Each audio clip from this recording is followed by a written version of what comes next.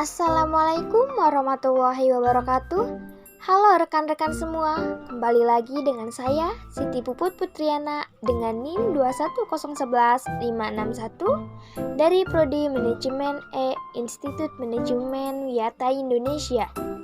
Maksud dan tujuannya dibuat video ini yaitu untuk memenuhi tugas mata kuliah Business Environment dengan dosen pengampu Bapak C. Gunawan SEMM. Video ini juga dimaksudkan untuk meng-share sedikit ilmu nih tentang aliran pendapatan melingkar. Yuk cek! Nah, sebelumnya rekan-rekan sudah pada tahu belum apa itu aliran pendapatan melingkar? Nah, aliran pendapatan melingkar adalah model ekonomi di mana pertukaran utama diwakili oleh aliran uang, barang, dan jasa di antara pelaku ekonomi. Analisis siklik adalah dasar neraca nasional dan karenanya menjadi dasar ekonomi makro. Aliran pendapatan melingkar yang ditunjukkan pada grafik membagi perekonomian menjadi dua kelompok utama, yaitu bisnis dan rumah tangga. Setiap kelompok memiliki dua peran. Selanjutnya ada jenis model aliran pendapatan melingkar. Model ini dibagi menjadi 5, yaitu model dua sektor. Model dua sektor adalah dalam model aliran pendapatan terdiri dari dua sektor nih. Yang pertama yaitu rumah tangga dan bisnis. Yang kedua model tiga sektor. Model tiga sektor meliputi tiga komponen rumah tangga, bisnis, dan pemerintah atau publik. Selanjutnya ada model 4 sektor. Apa sih model 4 sektor itu?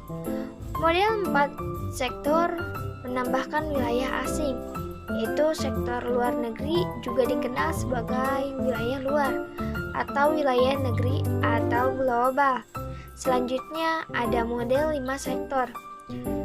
Model 5 sektor meliputi rumah tangga, bisnis, pemerintah, global, dan sektor keuangan. Yang terakhir ada model alternatif. Model ini didefinisikan memiliki sektor rumah tangga, perusahaan, pemerintahan, dan asing, ditambah pasar modal tetapi bukan sektornya. Nah, rekan-rekan, selanjutnya ada aliran batin, penarikan, dan suntikan. Apa sih itu? Yang pertama kita bahas aliran batin. Aliran batin, bisnis membayar rumah tangga dalam bentuk upah dan gaji, dividen saham, bunga, dan sewa. Pembayaran ini ditukar dengan jasa faktor produksi tenaga kerja, modal, dan tanah yang disediakan oleh rumah tangga. Jadi, di sisi kiri grafik, arus kas langsung dari bisnis ke rumah tangga berbentuk pembayaran faktor. Nah, sebaliknya, rumah tangga membayar perusahaan domestik ketika mereka mengkonsumsi barang dan jasa yang diproduksi di dalam negeri. Yang kedua, ada pendapatan. Hanya sebagian kecil dari pendapatan yang diterima rumah tangga akan dibelanjakan untuk barang dan jasa bagi perusahaan nasional. Sisanya akan tersedot dari mata air yang dalam. Demikian pula, hanya sebagian kecil dari pendapatan yang dihasilkan oleh perusahaan akan dikembalikan ke rumah tangga di seluruh negeri. Sisanya juga akan dihapus. Nah, ada 3 bentuk penarikan atau kebocoran. Yang pertama adalah tabungan bersih. Tabungan adalah pendapatan yang dipilih rumah tangga untuk tidak dibelanjakan tetapi ditabung untuk masa depan. Selanjutnya ada pajak bersih, dilambangkan dengan T. Ketika orang membayar pajak, baik pemerintah pusat atau daerah, Yang sama, mereka menghemat uang seperti mereka menabung. Hanya dengan begitu, orang tidak punya pilihan lain. Yang terakhir ada pengeluaran impor. Rumah tangga membelanjakan sebagian dari pendapatan mereka untuk barang dan jasa impor, atau untuk barang dan jasa yang menggunakan komponen impor. Nah, selanjutnya ada suntikan. Hanya sebagian dari permintaan output perusahaan yang muncul dari pengeluaran konsumen.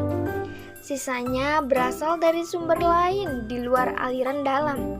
Komponen tambahan dari permintaan greget ini dikenal sebagai suntikan. Lalu ada 3 bentuk penarikan atau kebocoran. Yang pertama ada investasi. Ini adalah investasi dalam pabrik dan peralatan. Ini juga termasuk komposisi persediaan input, barang dalam proses atau barang jadi. Yang selanjutnya ada pengeluaran publik. Ketika pemerintah membelanjakan uang untuk barang dan jasa yang dihasilkan oleh bisnis, itu dianggap sebagai sejumlah uang. Yang selanjutnya ada biaya ekspor. Uang berputar-putar dari luar negeri ketika penduduk luar negeri membeli barang dan jasa ekspor kami. Selanjutnya ada hubungan antara penarikan dan suntikan. Ada hubungan tidak langsung antara tabungan dan investasi melalui lembaga keuangan, antara pajak dan belanja publik melalui pemerintah, pusat, dan daerah, dan antara impor dan ekspor melalui luar negeri. Namun, tautan ini tidak menjamin SI atau GT atau MX berinvestasi dan menabung. Intinya di sini adalah bahwa keputusan menabung dan investasi dibuat oleh orang yang berbeda, sehingga mereka memiliki rencana tabungan dan investasi yang berbeda. Nah, yang terakhir dari pembahasan ini yaitu 4 tujuan ekonomi makro. Yang pertama, akan ada pertumbuhan ekonomi. Semakin banyak suntikan awal melebihi jumlah penarikan, semakin tinggi pendapatan nasional. Yang kedua, tingkat pengangguran akan berkurang karena perusahaan memperkerjakan lebih banyak pekerja untuk memenuhi kebutuhan produksi tambahan.